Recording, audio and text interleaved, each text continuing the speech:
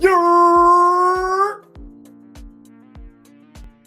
is it, guys. The one you've all been waiting for. This is Brest versus Real Madrid. Fuck what you heard. It's Real Madrid by a million. Yes, I know Vinny is suspended. Yes, I know that Brest is very tough at home. Yes, I know French teams have been very tough at home. We've been talking about it all day. But it's Madrid by a million. I like Madrid on the -1.5 here at +105. I don't know if I love that team total over 2.5 at +124. I think both teams to score over 2.5 is a very live play. So do the books. Unfortunately, Brest to score a goal at -180 is pretty thin. Like I said, Vinny is suspended for this one, so I fully expect a Rodrigo heavy game. Bellingham has been on absolute fire, but Rodrigo, what was it? Last time I talked, it was Rodrigo had 11 goal contributions in his last 9 games. We'll add to that with Rodrigo picking up an assist to Kylian Mbappe. So that is going to be 12 goal contributions in his last 10 games for Real Madrid. I love Rodrigo to score an assist here. I like him for a goal. I like him for an assist outright. Both numbers are perfectly playable. We'll get into player props a little bit more. I don't necessarily see Madrid keeping a clean sheet, especially if Vasquez plays. He is off suspension, but he did take a knock. So whether or not Vasquez is going to be available is up for debate. I personally think we're better without Vasquez. I think that it gives the right side a little bit more confidence. Whether or not we see Asensio playing right back or center back, with Fetty playing right back, or with Tuch playing center back and Asensio playing, center back. It's all kind of fluid here. I trust Madrid. I think they're going to get it done. Again, I've been very critical of Lucas Vasquez, especially on the defensive end. But yeah, I like Madrid here. Madrid with not the lowest, but one of the lower goal differentials, sitting on 12 points. A win here gets them to 15 points. That puts them in the conversation for the bye. They're going to need some stuff to break their way with Atalanta, Leverkusen, Aston Villa, Monaco, Feyenoord, Lille, Brest, Dortmund, and Bayern stuff kind of breaking their way. But if Madrid's able to run up some goals here and get a better goal differential than 5, they will put themselves in a very strong position to potentially get a bye, which would be huge for them, especially with the cards rules that I kind of explained in the intro, but we'll quickly go over. Cards do not wipe after this group stage or qualification stage, whatever we want to call it. And that is definitely an issue for Madrid because Vasquez is sitting on 3 cards. Vinny Jr. is obviously suspended for this one, sitting on 3 cards. So getting a bye really helps us out with our hacks. We don't have to worry so much about guys getting suspended for the front end of a home and away. We can kind of get away with them on the back end and then having them clear before the semifinals. So a bye here for Madrid would be huge. That said, I am going to need to see this starting 11, see what it looks like. I do expect our best foot forward and our biggest strength here.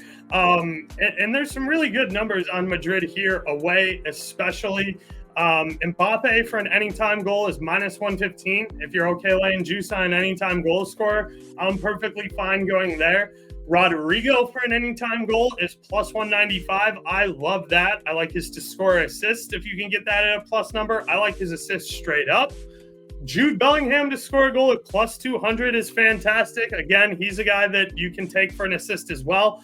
I personally am kind of sick of seeing Brahim Diaz. I know what he can do. I know what he's capable of. I know what his deficiencies are. I would much rather see Arda Güler. I think Güler is a better player. That's a guy I would want to see more of. So I like Güler more than I like Brahim Diaz.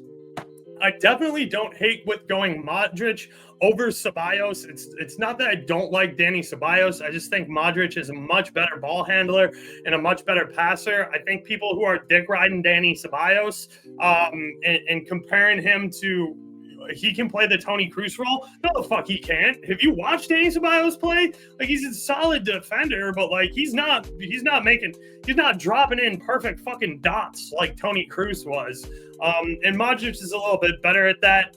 Tchouaméni, if he's not playing center back, I definitely don't hate him in the midfield. He's a guy who I think is very, very underrated. And he's been playing out of position a lot at center back, so I think he's caught a lot of shit for that. If Camavinga's healthy, he's another kid I absolutely love. Rudiger is always a good look for a shot. I really like Rudiger.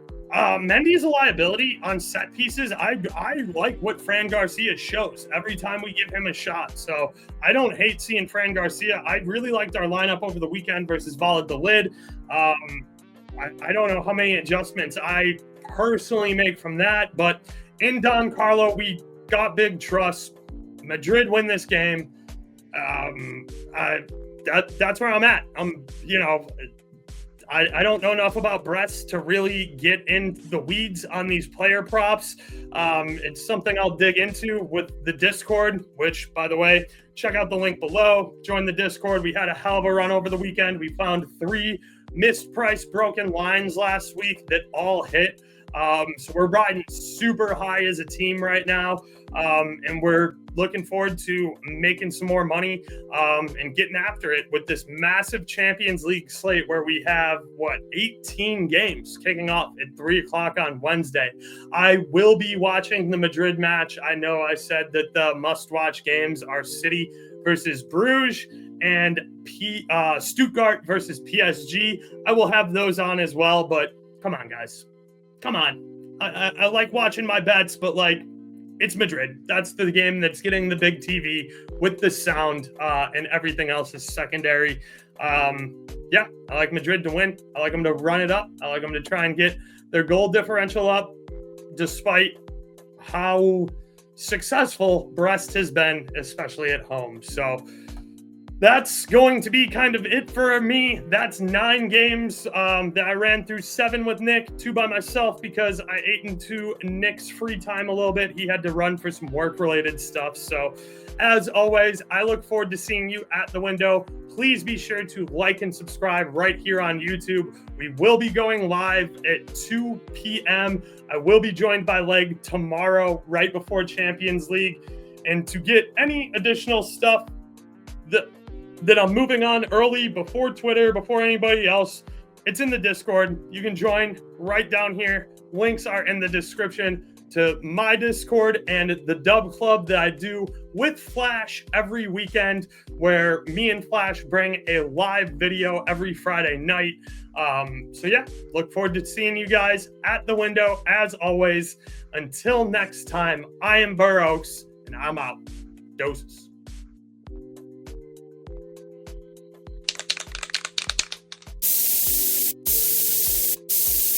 We outside!